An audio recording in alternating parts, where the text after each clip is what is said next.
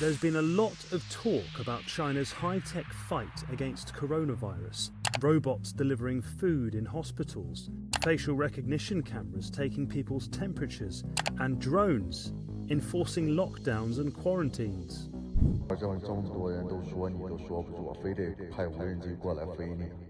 But what about the tech we can't see? China's sophisticated and controversial data surveillance system is used to track citizens on and offline. 健康码运用大数据监控后台大数据精密指控 And it's proving extremely effective during the pandemic. The mass surveillance network has taken the Communist Party decades to build. They've faced near constant criticism for it around the world.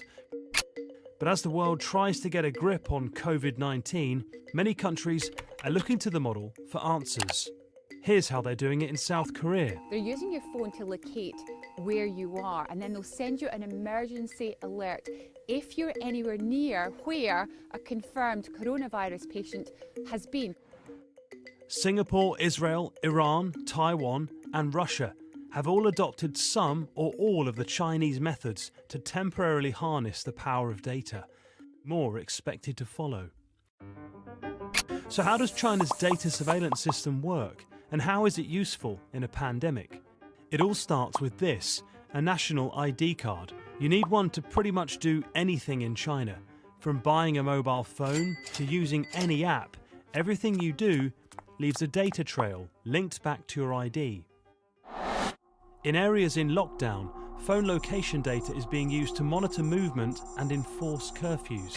If a patient is meant to be in quarantine, geolocation pings on their phone can alert authorities if they stray out of their homes. Phone location data is also being used to map exactly where that person visited in the 2 weeks before being diagnosed.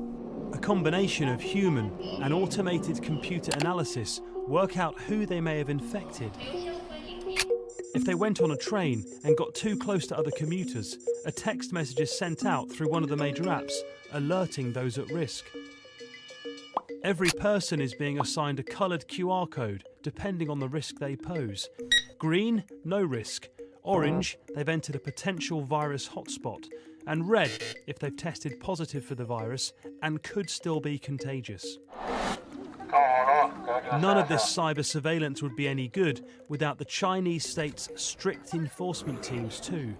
Police and volunteers have literally manned the exits of apartment blocks to keep places on lockdown. 我国内地无新增本土确诊和疑似病例。你好，准备下身份证跟绿码。 But in countries where these data surveillance powers are being brought in to help deal with coronavirus, some people are worried about the long term. My name is Adam Schwartz. I am a senior lawyer at the Electronic Frontier Foundation. There is a great concern that when government gets new powers in a crisis, government never gives those powers away even when the crisis ends. So, for example, in the wake of the 9/11 attacks, the United States created vast new surveillance powers. 19 years later, those powers are still very much in the hands of the US government. Adam and others also have questions about just how much of a difference this data surveillance can make and if it's worth it. What we are basically saying to governments around the world is, before you unveil unleash a brand new mass surveillance power, it's necessary for governments to come forward and really public health professionals to come forward and show that these technologies would actually address the crisis. Striking the delicate balance between privacy and security is an age-old problem for governments and the public. But perhaps never in history has the dilemma been more pressing and more life-threatening.